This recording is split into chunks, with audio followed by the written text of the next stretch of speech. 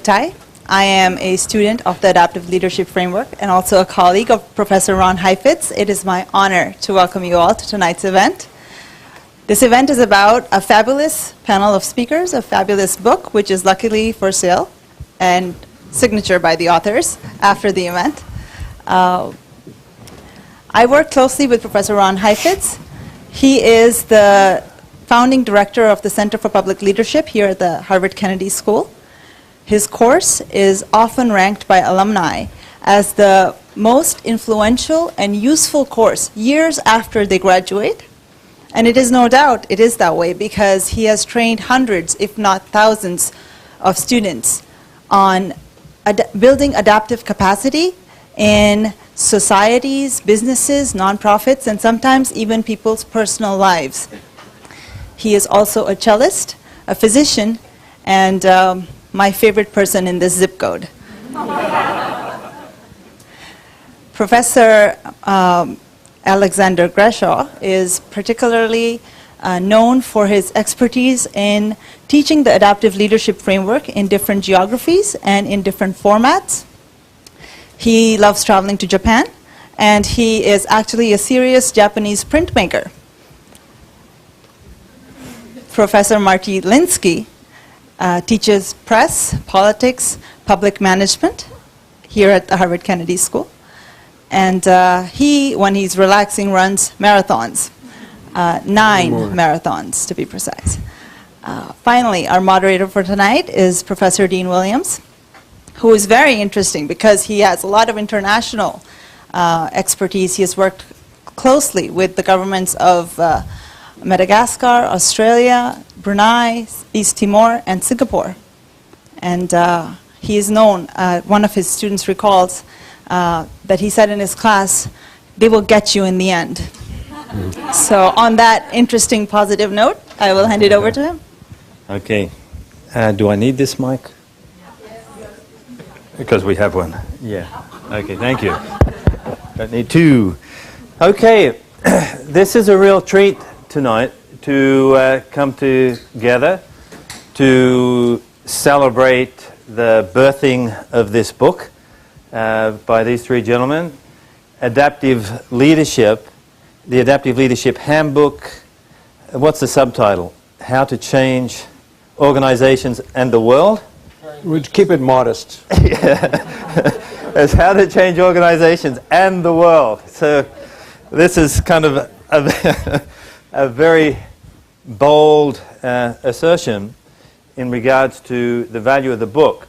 But having read the book and having worked with Ronnie on and off for the last 20 years, back in 1985 I was a student of his and have been a colleague here at the Kennedy School over the last decade teaching adaptive leadership, and before that consulting and teaching in this field.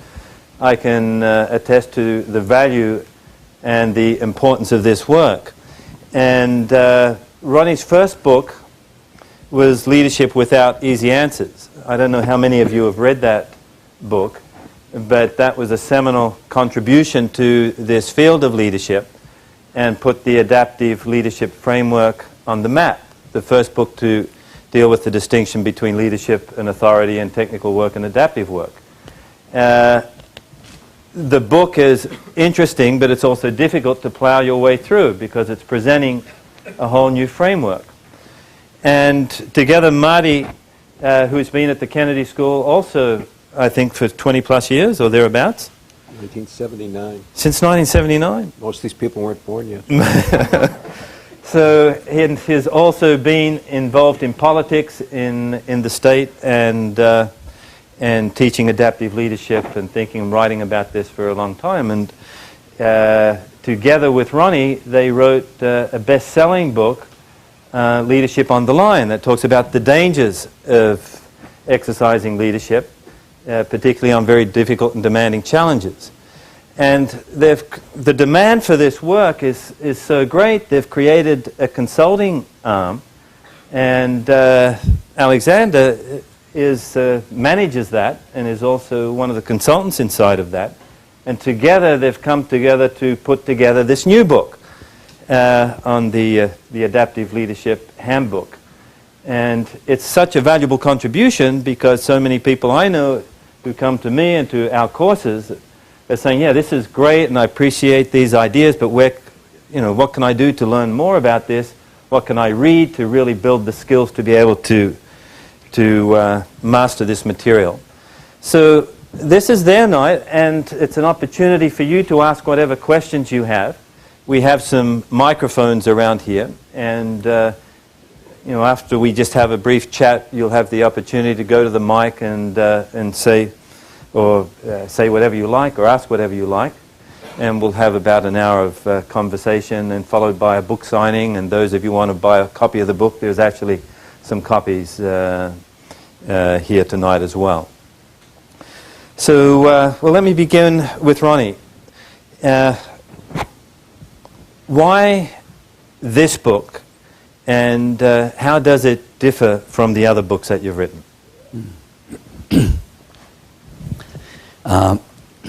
Each book has been an effort to, each book since the first has been an effort to make more practical a series of ideas that seem to have some purchase and value for people out in the real world. In fact, the ideas themselves were generated in the courses that Marty and I have been teaching here at the Kennedy School for years to people in our mid-career and executive programs, like many of you, who have a lot of experience and a lot of stories to tell from their times of succeeding and failing, as you know from the courses that you teach as well.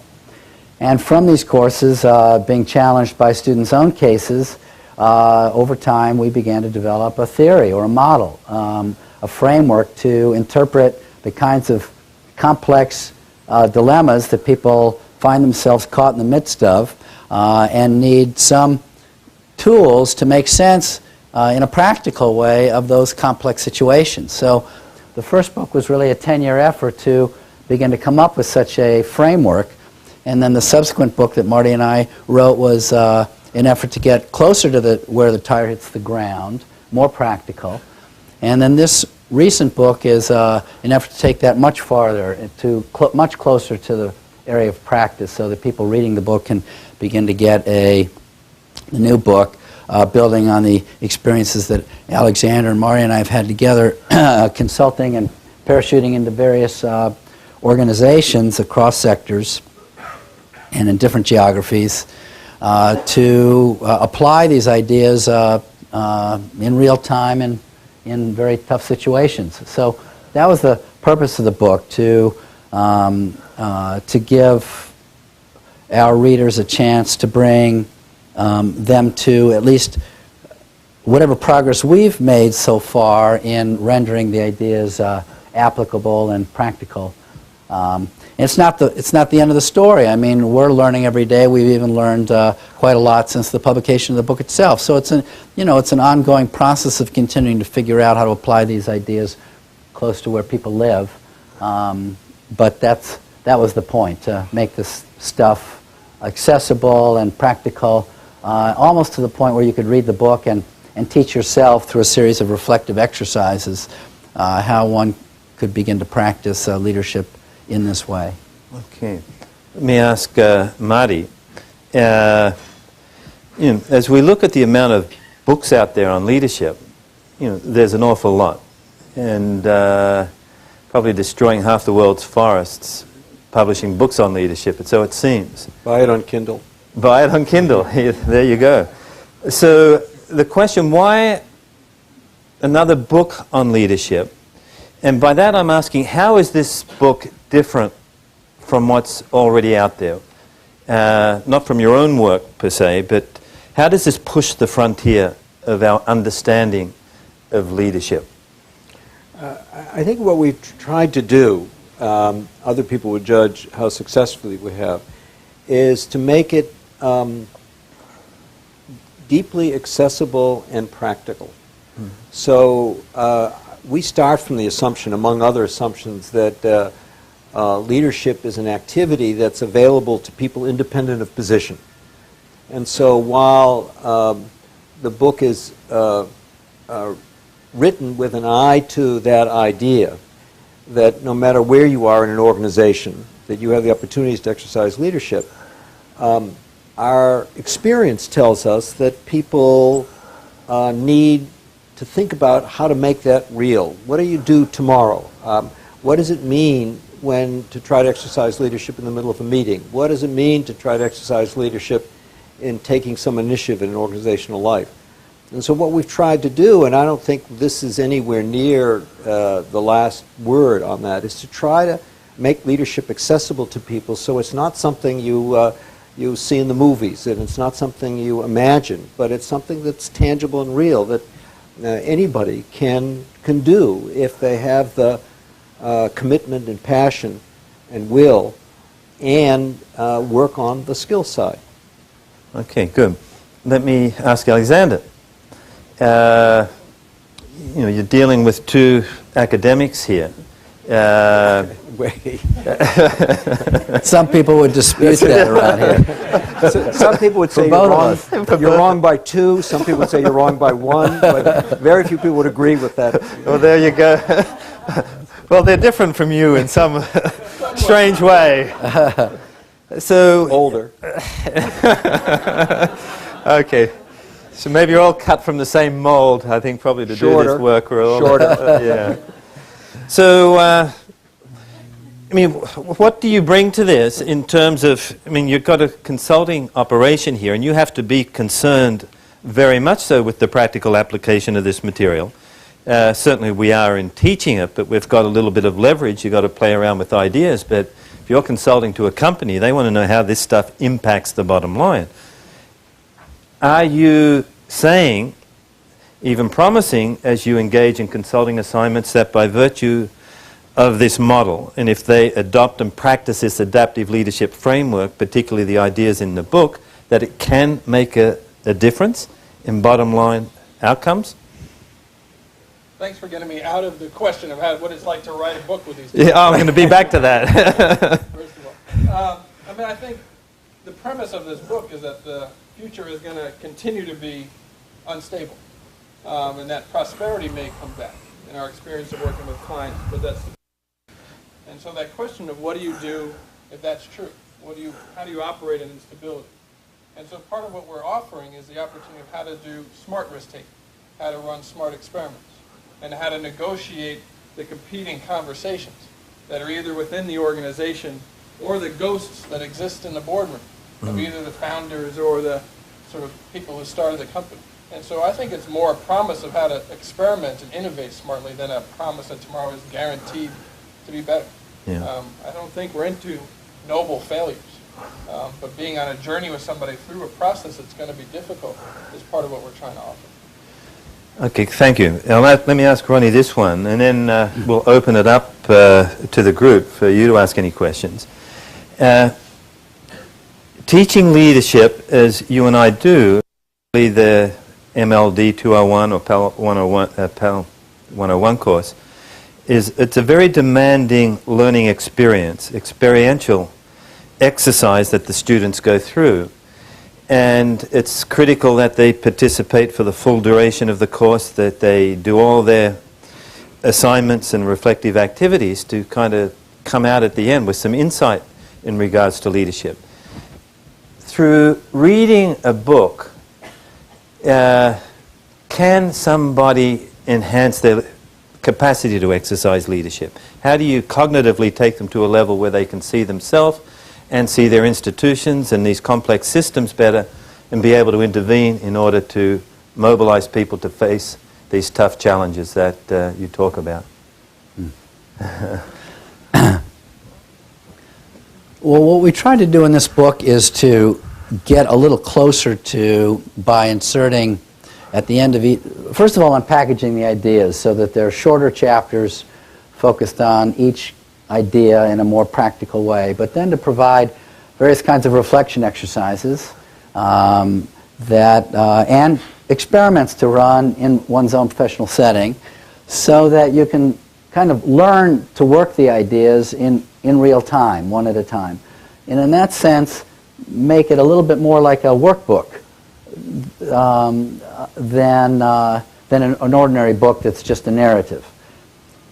I don't think we can reproduce in a book what you reproduce in a living design, where you're working with people face to face, and you can sense where they're at, and you can modify how you operate moment to moment depending on the responses you're getting from people, or where they can learn from the dynamic amongst themselves.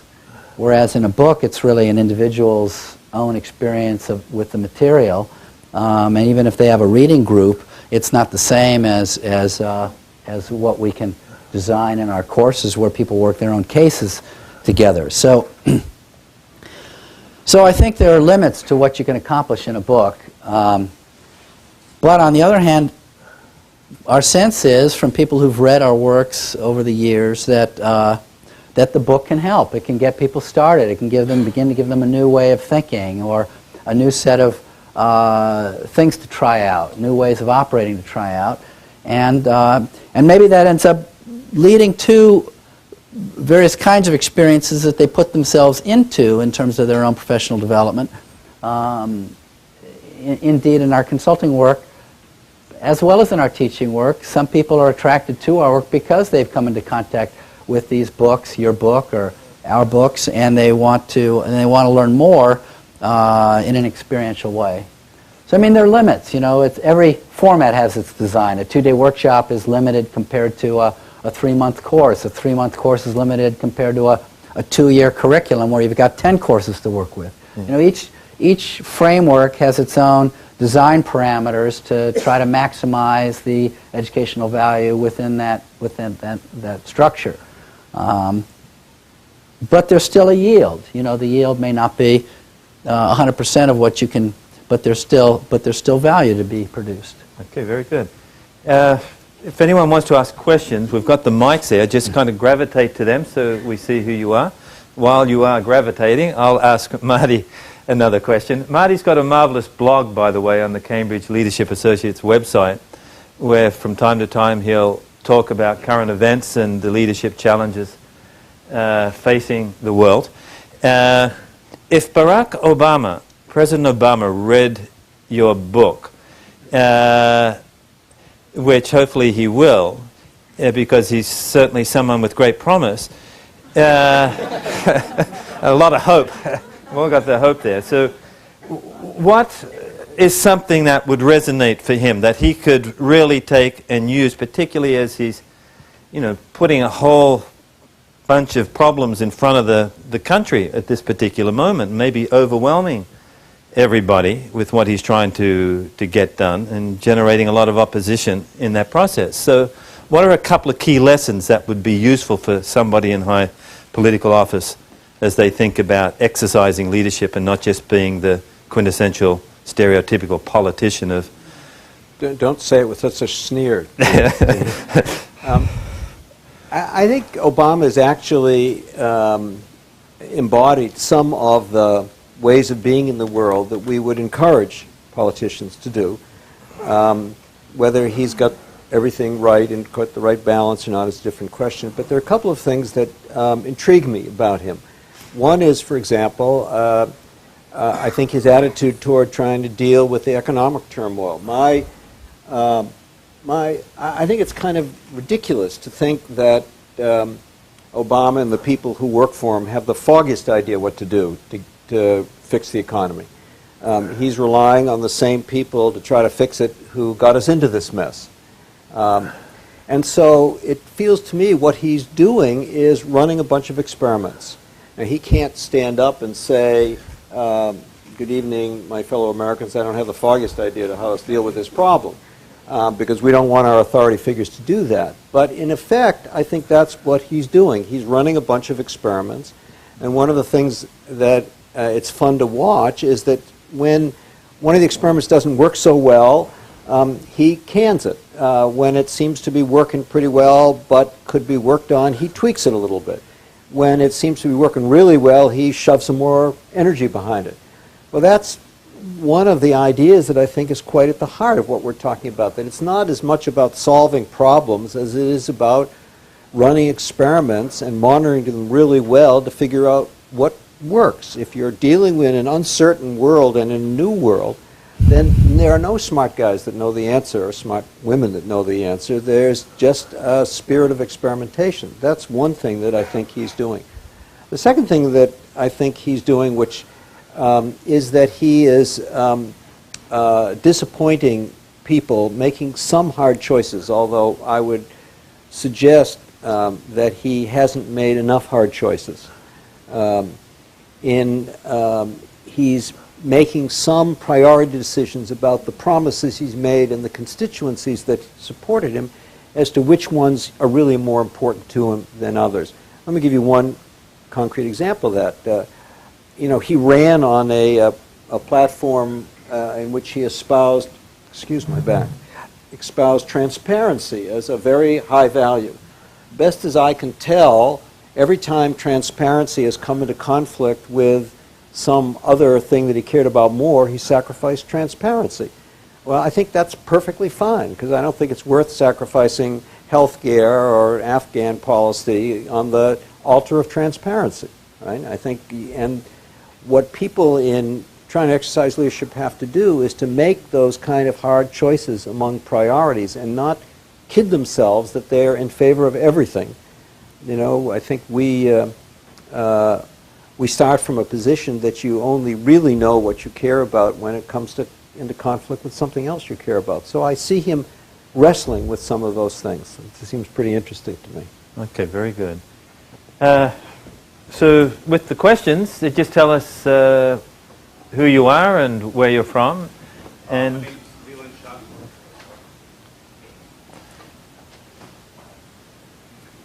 that's fine. Just go ahead. We've got our media people here. They'll figure it out. My name is Leland Shaw. I'm a student here at the Kennedy School. I'm in a joint MBA, MPA program between MIT Sloan and the Kennedy School here. My question is for those of us who haven't yet had the chance to buy the book, can you summarize the framework for us? Thanks. Alexander, go ahead. Do the 2x2. Buy the book. Yeah. Well, buy the book. We part of the for the whole framework of the book. So I'll start there with the idea that one of the reasons that change doesn't happen is because diagnosis isn't done sufficiently. So we spend half of the book trying to think about diagnosis. One of the ways to answer the question before about what's the point of the book is we had a lot of people coming to us saying, okay, I get this idea of being on the balcony, which is this idea of diagnosis or reflection in the midst of action. What do I do when I get up there? And so the part of the book is trying to tell you what to look at when you look at organizations and competing commitments and the songs and the messages. So we looked at that both from the diagnostic point, and then how do you intervene? How do you raise the heat and hold people through a process? So there's diagnosis and action. And on the other spectrum, we're trying to think about both how do you look at it from a systemic point of view and how do you look at it from an individual point of view. So that 2x2, diagnosis and action, and then look at the system and the organization, and then individually is sort of the framework for the book. And it walks you through a set of skills or ideas about how to apply those things in that framework. The part about the individual really takes the idea that an individual is a system unto themselves. And how do you understand the competing interests and values and behaviors that my parents let down to me and my family and what's continuing on, and understand all those voices. So that's one way to think about the organization of the book. Thanks. Good. Okay. Sarah. Hi, my name is Sarah Chase. I'm an alum of the Kennedy School and of the Center for Public Leadership. And I trust that all the people on the platform know how much affection and respect I have for them and their work. That said, for white males are talking about leadership and changing the paradigm of leadership. And I love your work. I've studied it. And so it's sort of a subtle question I'm trying to get at. If you weren't for white males, could you cause the disequilibrium in the paradigm of leadership that I think you are? How important do you think about that? Do you consider that as you reflect on your consulting and on your writing? Wow. Well, we like guys. What can I? We just kind of like guys, you know what I mean? But I think that the change in orientation to the practice of leadership that we've been teaching people and working with people to explore and experiment with is a pretty significant shift in orientation, as you know better than anybody, you know, having collaborated with us on programs on school leadership. And I do think that the authority that we bring to it enables us to hold people's attention to the possibility that there's something valuable here than if we had no platform of authority from which to operate. And that platform of authority has several components. The first and foremost is Harvard. Harvard is an extraordinarily authoritative platform. People are here from all over the world because of the credibility of Harvard. And people graduate here wanting to have their ticket punched from Harvard because of the authority it then lends them when they go back home. So that immediately has given us an enormous advantage from a marketing point of view or a influence point of view, in at least getting people to consider that this change in orientation is worthwhile. Whether or not being a guy or a white guy helps in that, my guess is it does as well, because white guys tend to inhabit most authoritative roles, at least in the United States or in Europe, which has been dominant for hundreds of years until really just recently are there real competitors for political or military dominance or economic dominance. So my guess is that it has helped, in line with what you're thinking, both that we're white guys and that we're using Harvard, that Harvard's been a hospitable platform for us from which to explore these new ways of thinking about leadership. But embedded in your question, I think, is the sort of the rock inside the snowball, you know. And I take it seriously, the challenge, which is what in our perspectives, what are the blind spots in our perspectives that come with the territory of bringing along for each of us the baggage of mindsets, heritage, and testosterone that leads us to see the world in a certain way different than perhaps, at least in a statistical sense, many women would tend to see the world. It has been my sense over the years that there are aspects of this theory that are much easier for women to learn than frequently than for men to learn, and there are other aspects of the practice, the theory of practice, that are easier for men to grasp than for women. For example, in distinguishing leadership from authority, that is often a much more challenging idea to men who are deeply invested in the notion that by virtue of having competed and succeeded in gaining a high position of authority, they are now a, quote, leader.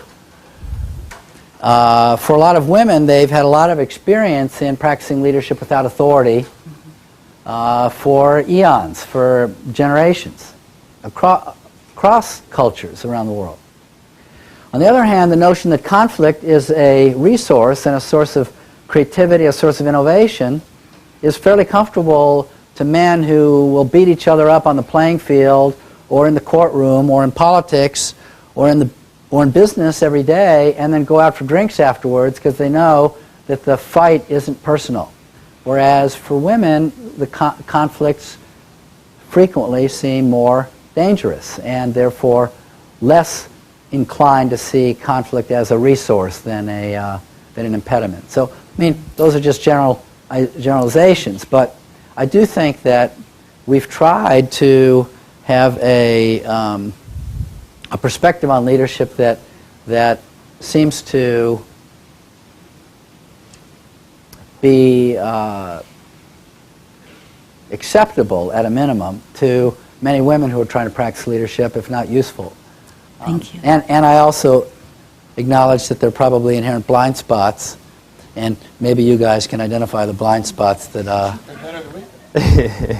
Well, it was interesting. I remember when we wrote Leadership on the Line that one of the friends of ours who we asked to read it was a woman who is at the Kennedy School who read it with that set of glasses on, and it had enormous impact on the book. So I think I agree with what Ronnie said, and I think your question is quite right. I also, it's my experience also, as it is his and I assume Alexander's, is that there is something to be offended at in these ideas, whatever your gender. Mm-hmm. And we've heard from people on those dimensions. There's a, you know, I was thinking as Ronnie was talking about the working across boundaries, which is a really important core idea that we work with, which is much more comfortable for, in my experience and observation, for a lot of women than a lot of men. Right? So I think that's a great question, Sarah. Thank you. And, Thank you for answering it so beautifully. Very good. Thanks, Sarah. Go ahead. Yeah, hi. Nick Regas. I'm a mid-career. I'm currently taking your course and planning on taking the January course. I've learned a great amount of information in your class currently. A lot of great concepts. My question is, when we go back into the workforce, how do we take those concepts and ideas and put them into practice without creating a lot of damage? to yourself or to others? To the organization and to ourselves, too, as well. Well, I think, first of all, it's naive to think you won't take any damage. And the question is, which damages and which casualties are taken? And so how do you spend the time yourself understanding the challenge that you're bringing to the system? We think of this work as being both inspiration and perspiration. And so what's the hard work and sweat you're going to have to put in? But our hope is that you're going to spend the rest of your life taking more risks and having casualties for something that's important and negotiating those along the road with the others that are around you. But our hope is that you're going to be aggressive and assertive in that question, which I think is a right question, not just for the moment, but hopefully for the rest of your career. We find that in doing work in these organizations, the easiest thing to do is tell yourself that there's going to be casualties, so I'm not going to do it. So we're constantly trying to, in our work more and more over the years, is not talk about just the risk-taking, but the purpose and value proposition. And how do you get people more in touch with what's meaningful in their life? And how do you live that tomorrow more than you did yesterday? So we think it's a lifelong question that we're still asking ourselves. Is hopefully the work that so many people in this room are pushing the frontier on. I mean, we try to help, particularly in this book, which is more practical than what you've read in my course so far, to be smart risk takers and to be thoughtful about the nature of the risks, to run small experiments rather than become overly invested in rolling out prematurely one big idea, so that it minimizes the casualties. But we would all agree that that it's unlikely that you're going to be able to bring the casualty rate to zero or take the risks to yourself or to others down to zero. Which helps explain why we don't exercise leadership more often than we do, right? Because I think intuitively understand that you can't exercise more leadership than you do without taking more risk than you've been willing to take in the past. And that means there's always a possibility of both damage to others and damage to yourself. It goes with the territory, and that's why having a sense of purpose seems so critical to us. You also use that the terminology adaptive leadership. And what does adaptive leadership mean versus, you know, the guy who's out there to get it right all the time, to kick the winning goal? Adaptive suggests that there's a slower discovery process going on. And so the trial and error, the experimental element of that is absolutely critical, ultimately with the aim of getting that winning goal, right? Yes, it's experimental and iterative, both. You know, you're constantly trying stuff, you're monitoring what you're doing, you're making mid-course corrections, tweaking what you've done, watching very closely what's happening, and deciding whether to move forward some more, take a right turn, or move back. Sinead. Sinead O'Flanagan from faculty at the Sloan School of Management. And my question is, I know there are a lot of people here who are asking themselves, how do I go out and do this in my own work, in my own world? And I know your approach also talks about the system. When you apply adaptive leadership, then the system works to restore the equilibrium. So my question is, those of us who are thinking about how do we do something with this, we know that if we push, then we get the system swinging back at us to restore equilibrium, and that's quite daunting. So you've experienced it, and I'm wondering what nuggets do any of the panel members have for those of us who are out there and maybe pushing the boundaries a bit and knowing that the pendulum is swinging back, like it is maybe for Obama too, as he tries to make changes. What nuggets do you have to share on that? Don't take it personally. Well, it's not a trivial point. I mean, begin to be able to, the way Alexander was talking before about reflecting in real time, beginning to interpret the pushback that you get. We don't think you can exercise leadership without meeting resistance. And I don't think that every time you meet resistance that means you're exercising leadership, but I think the reverse is true.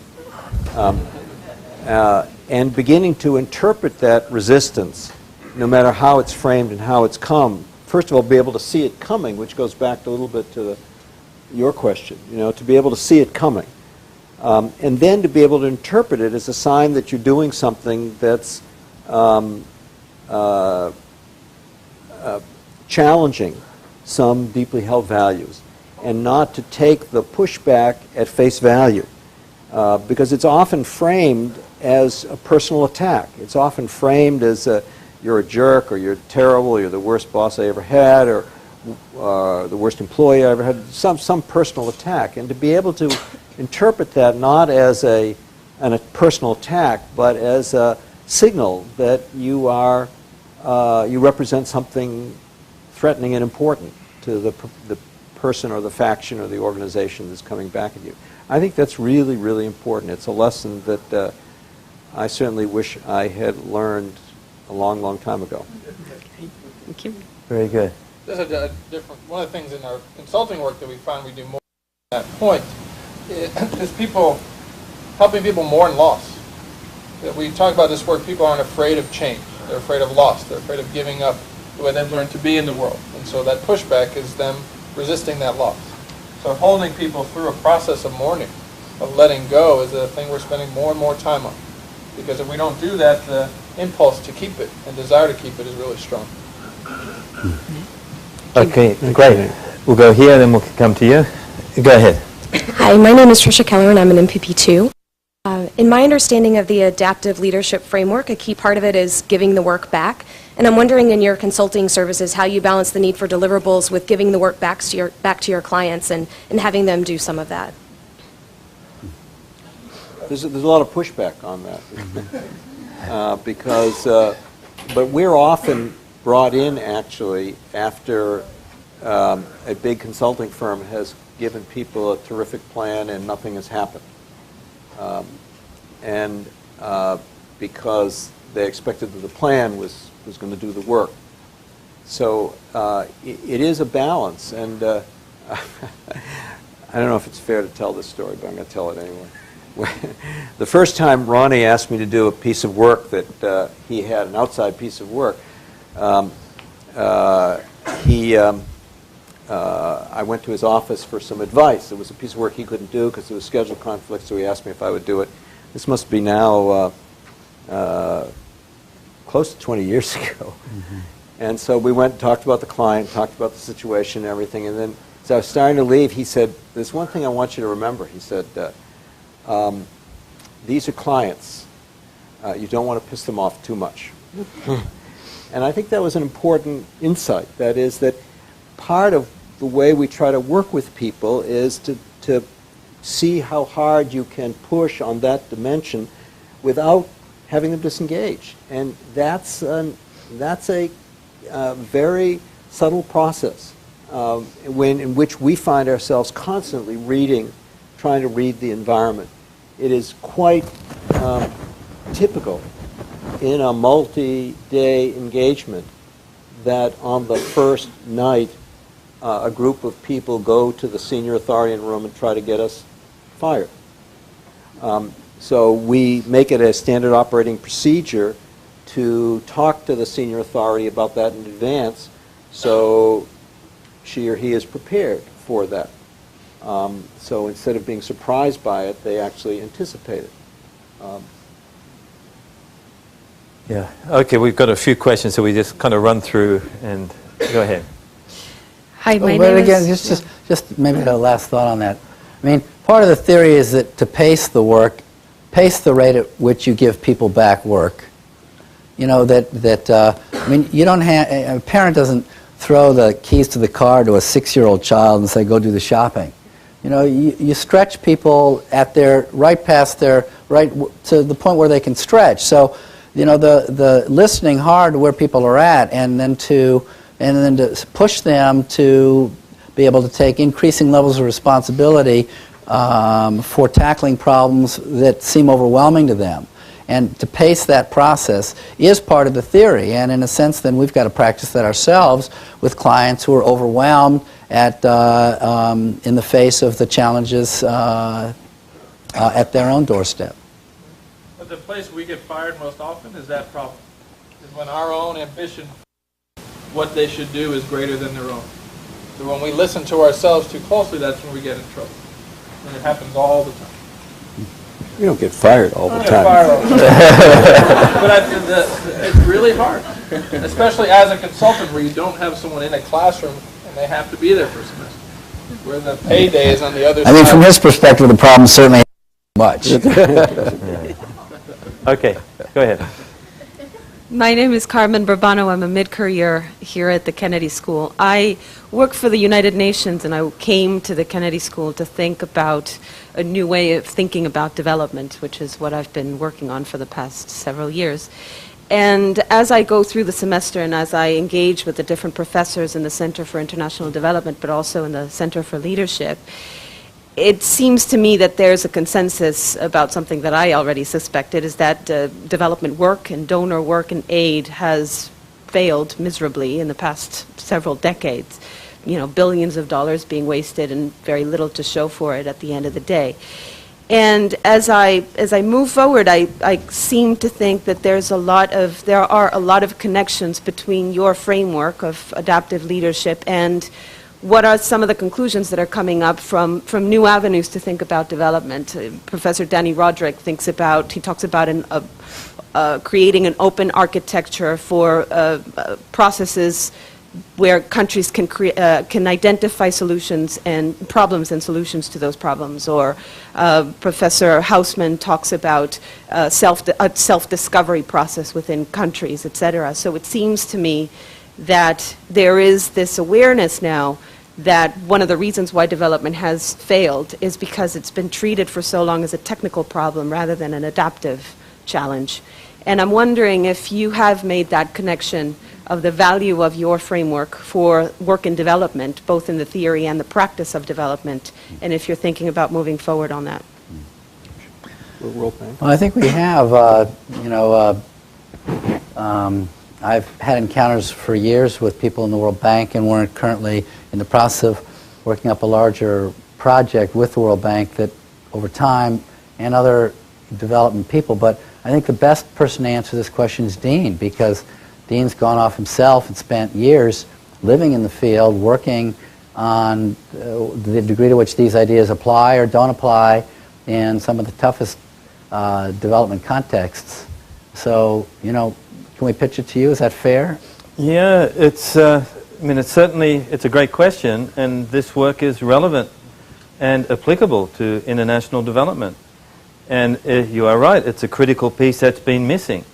And so I've had the opportunity of working with the country of Madagascar over a 5-year period in doing this work, and we made extraordinary gains, culminating in a coup d'etat this year. And so we all got killed off in the end, so including the president. And so we really kind of pushed the boundaries, but for all sorts of reasons, things erupted that we weren't able to contain. But the lessons from that experiment have been extraordinary. And so I'm trying to write that up myself and to extract the lessons and what we missed and what worked. But you're dealing with enormously complex systems, multiple systems in which embedded are other systems. All these competing factions with their own understanding and appreciation for what that work is. So it requires multiple people to be able to exercise leadership and to appreciate this stuff. You cannot do it alone. Part of our problem was we only had a small group. And we had a president who tried to do this work and struggled, but the politics was so ugly in these countries, and you've got to contend with that. And so there's a lot of lessons to extract and apply to international development, and I know people are coming to these three here asking for help and support, and certainly to myself and others. And a lot of our students work in international development, and they're out there in the field applying these lessons. So clearly we've got to do more work there, but very important work. Yeah. We were just two quick examples. We were in the conversation bank trying to, as we do with clients, see which orthodoxies we could test and see what the adaptive work is. And they have a policy of not engaging in politics. Amazing that the World Bank and all that they do doesn't engage in politics. So what would it mean to test that? What are the significant risks on the other side of even beginning to question that orthodoxy? We worked with one of the largest emergency relief food organizations with Hugh O'Doherty for a number of years, who were perfectly happy to spend billions of dollars giving out food and doing God's work, not being political. Mm-hmm. And so the question of to begin to work at the roots of poverty, they'd have to begin to be political. And how that was an affront to their sense of identity was a difficult conversation to hold them in. And Hugh was one of the best at sitting in the fire with folks in that moment. But it was a very difficult, long work. And I'm glad so many people are concerned about the problem you're asking. And part of the challenge here is for these international institutions to step back and say, we're not the experts. Exactly. Because they bring their Harvard degrees, they bring their training, they bring their technical knowledge, and they want to get results, they want to get things done. And when you're in a terribly poor country and you're so educated and have so much money, yeah, you appear to be the wise man, or at least they make you think you are that. And so, they bow down and they say, teach us and help us and give us things.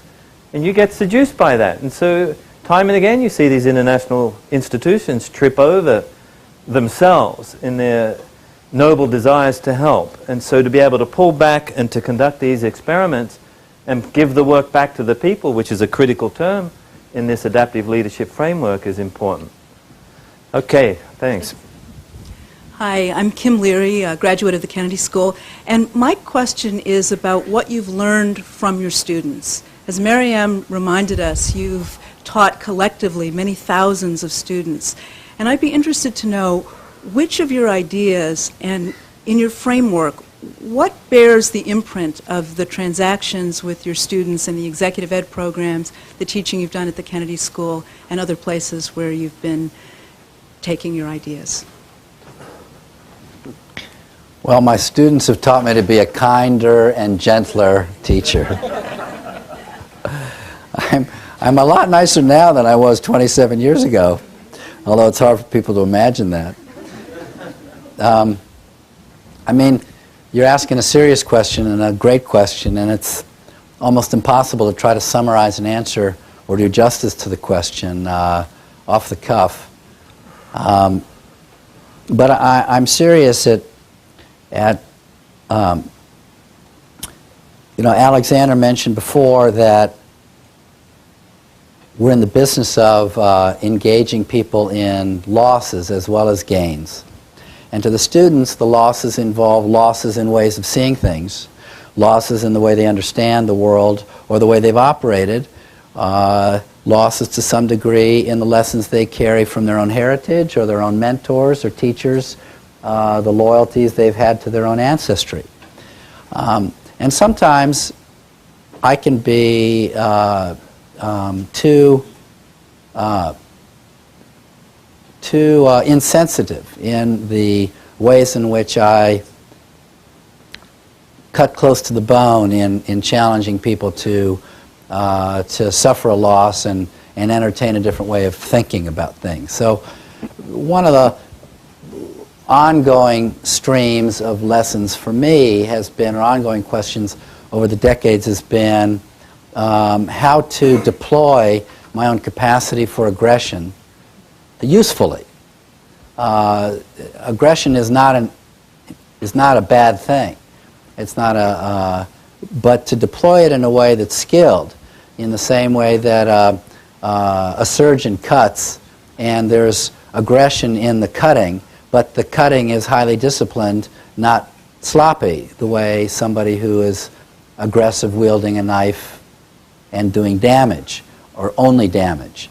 So, you know, that's been an ongoing series of questions, and I work on that with my teaching assistants, as you know, because you helped us a couple of years ago in chairing our teaching group, helping me figure out, you know, when I move too fast, when I cut too close, and when I then go home, you know, that's the struggle for me, is in figuring out how to deploy the particular intuitive capacity I have to see things and name things maybe too early in a person's own process to see those same things themselves. For me, it's, I don't think I would have thought of this without hearing that question, Kim. It's optimism. I'm just overwhelmed in the classrooms with people's continuing commitment to try to make a difference in the world. And it keeps me optimistic all the time, which I think is really important. Alexander, do you want to add anything to that? That's pretty good. Okay. We'll just stay with these three because we don't have a lot of time, so go ahead. Thank you for arranging this session. It's been very informative. My name is Mir. I'm a student of Professor Heifetz, who's the most interesting professor I met, the only one who can teach a class when he's not even physically in the classroom. My question is regarding human nature and your teachings. Our work at the center, orienting value in many ways, is driven by fame and fortune. But we learned at the course and through these books that leadership is mostly about taking yourself out of the stage, out of the limelight. And in many ways, it's about giving up your authority and throwing back the problem to the people and making them champions of the problem as opposed to you being a champion of the problem. So in many ways, it's about leading through questions as opposed to answers. So in this context, it indicates that adaptive leadership asks a leader to give up fame and ego, and with that, maybe even some fortune. Is there an inherent conflict of interest with human nature and your teachings?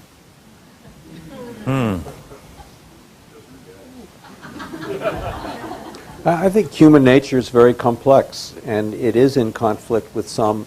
If it wasn't in conflict with some powerful aspects of human nature, there wouldn't be any need for this work. So I think you're right. It is in conflict with some power, and very often we find ourselves pushing against people's preferences and desires and wants. So I think that's a very perceptive comment, and it helps me think about the nature of the resistance and where it comes from. So the answer is yes, from my point of view. I also think part of the work is what we're doing is trying to have a conversation about what wealth means, and trying to explore tangible wealth to intangible wealth, and begin to get more color and definition of what intangible wealth might be. And so it's just a way that I think we're sort of ourselves beginning to understand that categories of question. But I don't think quite as much in, I don't think they're mutually exclusive, the lust for power, fame, fortune, recognition, and the practice of leadership. I think one can sometimes fuel the other. It depends on how well it's disciplined and how one meets various trade-offs, different moments in time. There's a difference between delighting in being significant to people, delighting in one's own centrality in a process and mistaking your centrality for the work of the collective work in the organization or in the society. So some people begin to think that the whole game is about their own promotion.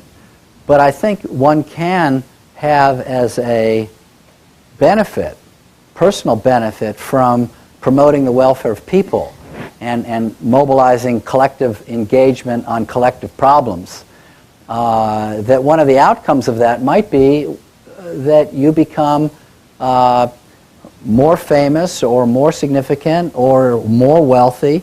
And that then in and of itself can become one's own dilemma. You know, it can become seductive, or if properly managed and deployed, it can be just the next resource for getting back into the game and doing good for people. So, you know, I'll just reflect on my own experience. I enjoy being significant here amongst students at the Kennedy School. And I take pleasure, personal pleasure. I don't think I'm without ego. I think I take a lot of pleasure in that I have a name and these guys would call it a brand, and and that a reputation, and that people seek out my courses and they want my signature, and I take pleasure in that. I don't deny myself pleasure in that. I don't say to myself that the ideal is to be an ascetic where I take no pleasure in any of those things. I do take pleasure in it. On the other hand, I try hard not to make that the name of the game. I try to keep at the forefront the purposes of doing good as best as I can on behalf of the students. And if it has that side effect or that added benefit, then that can be wonderful. At the same time, there are seductions to becoming a charismatic authority or a quote guru on a subject or a significant mentor or teacher, because it can generate dependency, and that can become its own peril as one becomes seduced into the dependency and reinforces the dependency. So again, one can take a lot of pleasure in the benefits that come from becoming more powerful or more authoritative or wealthier or more recognized, as long as you have the personal wherewithal to keep it disciplined so it doesn't become its own distraction. Okay. Go ahead. Hello, Pukar Malla. I am MPA, first year. Thank you very much for your insights. I just bought the book and look forward to reading it. I wanted to understand the adaptive aspect of this better. So between a vision that eventually we want to translate into impact, the individuals hold various values, and then they use a series of methods to arriving at their destination. The adaptive portion of this book, is it more about the values and how they transform over time, or is it about the methods that individuals use in accomplishing their goals? And in your views, which one is more important? Thank you. I don't think that this is a normative conception of leadership. It's not value neutral. So we don't take any client's goals and say, apply this practice to achieve any goal. This particular set of practices would require people to engage in thinking through again or rethinking the goals themselves, the quality of those goals, the quality of the outcomes those goals would have if you did achieve them, whether or not those goals are defined to really address the underlying problem for which those goals are imagined solutions. Because usually goal definitions are already built into those, are assumptions about a solution to a problem, and getting people to work backwards to, wait a second, what's really the problem here? Helps reality test the quality of a goal. So that, at least that's what I'm getting from your question. We don't start with people's goals as sacrosanct, and then simply apply the theory to help them reach whatever goal there is. We use this theory to help people check out again and think through in a methodical way, a systematic way, the quality of the vision itself. Yeah. Okay. Big question, but thank you. Good. Hey, Lauren Gary from the Center for Public Leadership. A question and a plea, if you will. First of all, I really appreciate the way this book shines the headlights farther down the road from building upon the first two, the 2x2 matrix, Alexander, that you were talking about, of diagnosis and action and self and system. And it makes me wonder: does this complete the arc of the theory in your minds, or if there's further advancement of the theory, where do you see that? Where do you see that leading? Where do you see yourselves being led in that? The plea or the request is that I actually, although I haven't finished reading this, I come away a little bit worried that this further development of the theory of adaptive leadership will be taken or construed as a technical fix. And where I think where my appetite is most whetted in the book are these passages where you're talking about engaging from the above and below the neck, and speaking from the heart, and deep listening, and speaking musically, that gets at how we prepare ourselves to lead, not just in advance of a career, but every day in our lives where we have a chance to lead both formally or informally. Word on the street, Ronnie, has it that your next book is about the spirituality that underlies or surrounds leadership, and I guess that's the plea. I come away from the reading so far wanting to hear a lot more about that. Leadership is some sort of, I mean, you seem to borrow a lot from contemplative traditions, or from this sort of, an apophatic understanding, like listening to music is. It gets at some sort of wordless understanding that you put as a part of leadership. I want to hear a lot more about that too, and maybe that's the next book. We had one of the longest conversations we had was around his table to think about what soul meant in that word. I mean, and so I think there's an incredible opportunity to continue the spiritual work and multiple dimensions of the edges of this frontier. I don't think it's any necessity that we do that. But I think there's large opportunity to define a number of holes in this book. It's quite uneven, I think, in some of the application of the ideas in the different chapters. And then the other question is, where is the real integration of this and all of the other models that exist out there? Where does this fit with emotional intelligence and negotiation? I think there's incredible opportunity to push that frontier more collectively. What Ronnie and our next book is something I'll let them talk about. Okay. Well, let's, I'll give each of them just an opportunity to say something as we end here, and if they want to kind of elaborate or build off that, of Lauren's question, they can do so. But also, it kind of relates to that. For me, it's an important question as to why are you in this field anyway? It's not, just to write a book.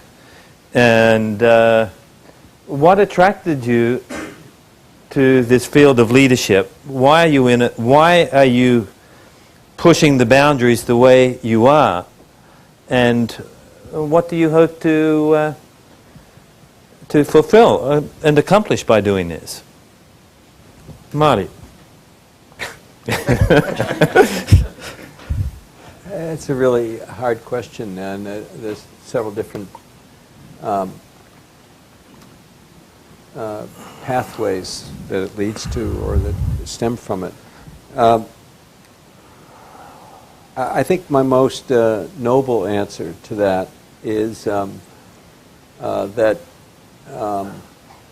I'm just amazed at how many people are out there trying to make the world a better place, and the idea that in some way we can be helpful to them lets me sleep at night. There are people doing, so many people doing what we write about. The more glib answer is that I wanted to see if the three of us could write a book and stay friends afterwards. And are you still friends? Well, actually, it's wonderful. The first time I ever wrote a book with someone, it ended our friendship. And as many of you probably know the book Getting to Yes, which is a kind of a classic story of a collaboration that ended a friendship. And I was quite involved in that. Marty edited that book because these two guys couldn't figure out how to collaborate on editing it down, so they gave it to Marty. The only successful collaboration they had in the last stages was not paying me very much. They agreed on that. But I think it's as we tested in Leadership on the Line, and again on this, I think it makes me feel wonderful that we went through this process, which was often really, really difficult, and I think came through it on the other side much closer than we've been before. Yeah, very good. Alexander. There's a lot of reasons. As the father of young children and trying to look out at the horizon of the world, there's a part of me that wants to be helping figure out what to do next, because I have some concerns about the reality that we don't know how to solve the world's problems. And so being part of a community of these gentlemen and the other people in our firm and the people in this room who are all pushing that frontier is a wonderful way to spend a life, but also feel like I'm serving my kids. Mm. What was it like writing the book with these guys?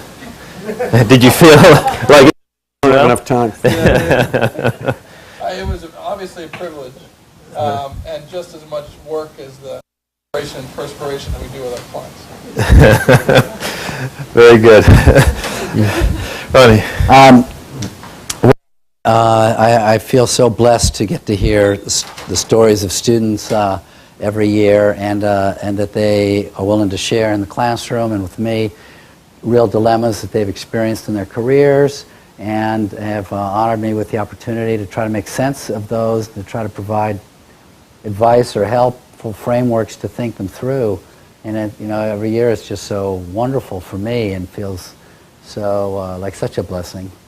But I also feel blessed just by some of the people in this room who put this thing together as an enormous act of generosity. Paulina Perepelkin, my assistant, and who works at the Center for Public Leadership, who did put all this thing together, an extraordinary piece of work with Louisa Pellerin, who has been a friend and colleague for years, and Donna Calico, who's Executive Director of the Center for Public Leadership, and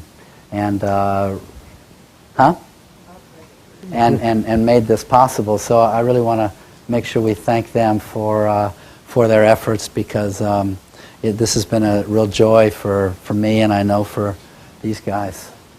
I don't want to end on too...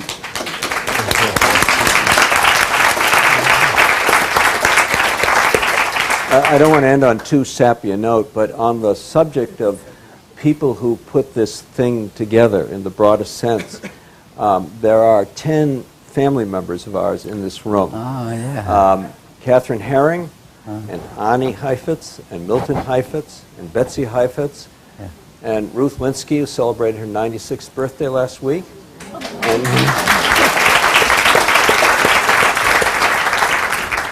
And Mara Linsky, and Lee Linsky, and Robert Linsky, and Rachel Grashow and her fiancé Ken. Thank you for being here and for making this happen. Okay, it's been a great night and a great conversation. These gentlemen are going to be out there signing your books, which we hope you don't run to eBay and sell them for a great price. Yes, because one day they will be worth a lot, I'm sure. Brunei, East Timor, and Singapore. And he is known, one of his students recalls that he said in his class, they will get you in the end. So on that interesting positive note, I will hand it over to him. Okay. Do I need this mic? Because we have one. Yeah. Okay, thank you. Don't need two. Okay. This is a real treat tonight to come together to celebrate the birthing of this book by these three gentlemen, Adaptive Leadership, the Adaptive Leadership Handbook. What's the subtitle? How to Change Organizations and the World? We'd keep it modest. It's How to Change Organizations and the World. So this is kind of a very bold assertion in regards to the value of the book. But having read the book and having worked with Ronnie on and off for the last 20 years, back in 1985 I was a student of his and have been a colleague here at the Kennedy School over the last decade teaching adaptive leadership, and before that consulting and teaching in this field. I can attest to the value and the importance of this work. And Ronnie's first book was Leadership Without Easy Answers. I don't know how many of you have read that book, but that was a seminal contribution to this field of leadership and put the adaptive leadership framework on the map. The first book to deal with the distinction between leadership and authority and technical work and adaptive work. Tai. I am a student of the Adaptive Leadership Framework and also a colleague of Professor Ron Heifetz. It is my honor to welcome you all to tonight's event. This event is about a fabulous panel of speakers, a fabulous book, which is luckily for sale and signature by the authors after the event. I work closely with Professor Ron Heifetz. He is the founding director of the Center for Public Leadership here at the Harvard Kennedy School. His course is often ranked by alumni as the most influential and useful course years after they graduate. And it is no doubt, it is that way because he has trained hundreds, if not thousands, of students on building adaptive capacity in societies, businesses, nonprofits, and sometimes even people's personal lives. He is also a cellist, a physician, and my favorite person in this zip code. Professor Alexander Grashow is particularly known for his expertise in teaching the adaptive leadership framework in different geographies and in different formats. He loves traveling to Japan, and he is actually a serious Japanese printmaker. Professor Marty Linsky teaches press, politics, public management here at the Harvard Kennedy School.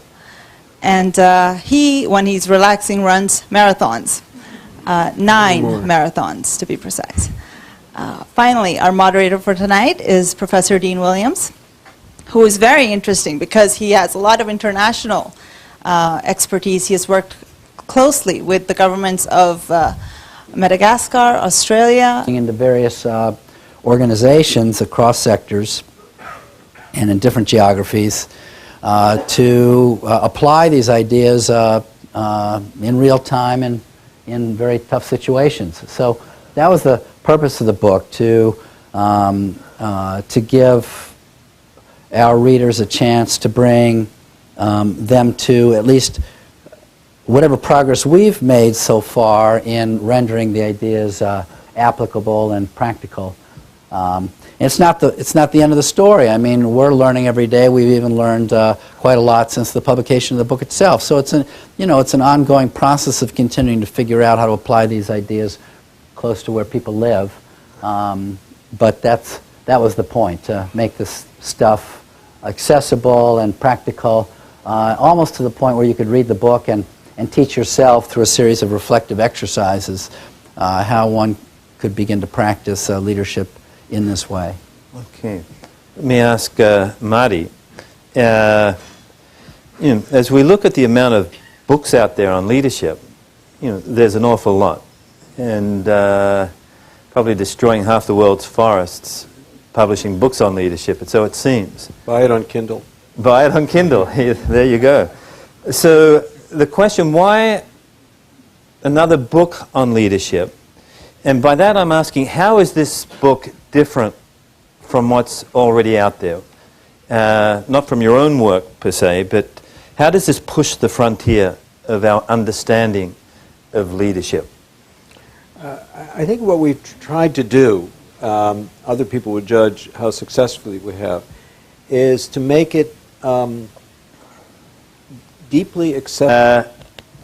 The book is interesting, but it's also difficult to plow your way through because it's presenting a whole new framework. And together, Marty, who's been at the Kennedy School also, I think, for 20 plus years or thereabouts. 1979. Since 1979. Most of these people weren't born yet. So he's also been involved in politics in the state and teaching adaptive leadership and thinking and writing about this for a long time. And together with Ronnie, they wrote a best-selling book, Leadership on the Line, that talks about the dangers of exercising leadership, particularly on very difficult and demanding challenges. And the demand for this work is so great, they've created a consulting arm, and Alexander manages that and is also one of the consultants inside of that. And together they've come together to put together this new book on the Adaptive Leadership Handbook. And it's such a valuable contribution because so many people I know who come to me and to our courses are saying, yeah, this is great and I appreciate these ideas, but what can I do to learn more about this? What can I read to really build the skills to be able to master this material? So this is their night, and it's an opportunity for you to ask whatever questions you have. We have some microphones around here, and after we just have a brief chat, you'll have the opportunity to go to the mic and say whatever you like or ask whatever you like. And we'll have about an hour of conversation and followed by a book signing. And those of you who want to buy a copy of the book, there's actually some copies here tonight as well. So, well, let me begin with Ronnie. Why this book, and how does it differ from the other books that you've written?